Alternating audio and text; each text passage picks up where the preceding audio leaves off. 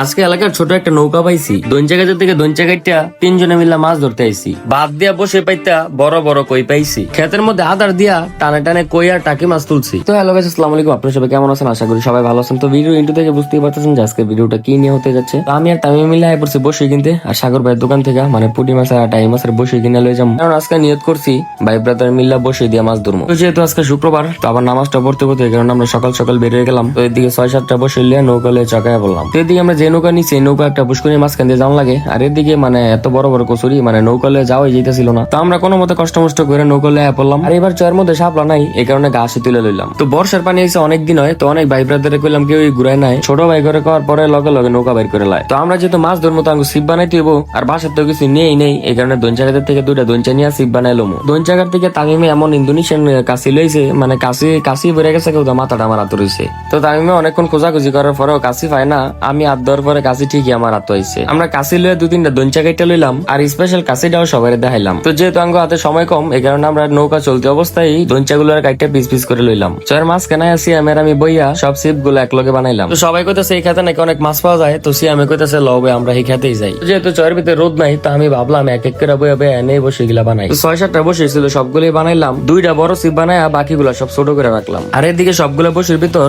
আদার লাগায় বাউ করে লইলাম। ধান খেতের সাইডে সুন্দর একটা জায়গা দেখে একটা একটা করে সবগুলি বসেই এই ধান খেতের সাইডে পাতলাম। এই সাইডটার মধ্যে নাকি মাছ বেশি, এই কারণে সবগুলা বসে এই সাইডে দিছি। এখন হাতে 2টা বড় সিপ আছে, আর এই বড় সিপ 2টা লইয়া হাতে মাছ ধরবো ভাবতেছি। এইদিকে আকাশেও ডাকতেছে, কইতে কইতে দেখি বৃষ্টি হয়ে পড়ছে। তো এই বৃষ্টির মধ্যে আমরা 3জনে একবারে ভিজে গেছি গা। তো ভাবতেছি যে তুই ভিজি হই, তো আমরা মাছই ধরি গা। তো বৃষ্টির ভিতরে ভিজা বসে ওইটারে ফাতলাম, আর বিসমিল্লাতে দিয়ে সবার আগে আমি একটা মাছ ধরলাম। আর এই মাছটা ধরার পর আমি অনেক খুশি হয়ে গেছিলাম, কারণ আমার মাছ ধরতে অনেক ভালো লাগে, কিন্তু কেউ মাছ ধরতে নেয় না আমার হেগলগে। আজকে ছোট ভাই গলগে মাছ ধরতে ভালোই লাগলো। এইদিকে দিয়ে টানে টানে খুললে কই টাই মাছ বসির ভিতরে লাগলো। এই পানির ভিতরে বসে দিয়ে মাছ ধরবো এটা আমি কোনো ভাবিও নাই। তো এই কারণে আমি কটা আদার ফালাই দিলাম। সে আমি অনেকক্ষণ ধরে মাছ ধরতে থাকতেছে, কিন্তু একটা ধরতে পারতেছে না। আদার ফালানোর পরে একটা মাছ ধরেছে, আমি পুরো খুশি হয়ে গেছে গা। আমরা মাছ ধরতে ধরতে বৃষ্টিও সাইরা গেছে গা। আমরা মোবাইল দিয়ে যে বসে গুলো পাচ্ছিলাম সেগুলো 2 ঘন্টা হয়ে গেছে গা। তো আমরা বসে দিয়ে মাছ ধরে মোটামুটি ভালো মাছই পাইলাম। আর আজকে এত মাছ পাবো কখনো আশা করিনি, তাও আবার এত অল্প করে বসে দিয়া আমগো এই বসে গুলো যেহেতু 2 ঘন্টা হয়ে গেছে গা। তো দেখি গিয়া মাছ পড়ছে নি,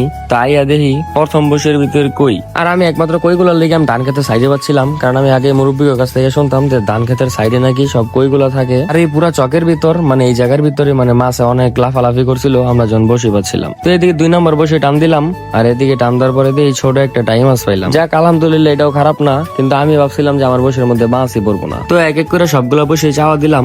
তো 2টা টাই, একটা কই আর একটা কইলা পাইলাম। আর আমরা মূলত আজকে বেরিয়েছিলাম নৌকা দিয়ে ঘুরার লেগা। তো এদিকে ঘুরা হয়ে গেল, মাছ ধরা হয়ে গেল। আর পুরো চক খোঁজাখুঁজি করছি, কিন্তু একটাও শাপলা পাই নাই, কারণ চরের ভিতরে নতুন পানি এসে বেশি দিন হয় নাই, এই কারণে শাপলা এখনো ফুটে নাই। আর এদিকে আমিও প্রায় 4-5 বছর পর আজকে নৌকা পাইলাম।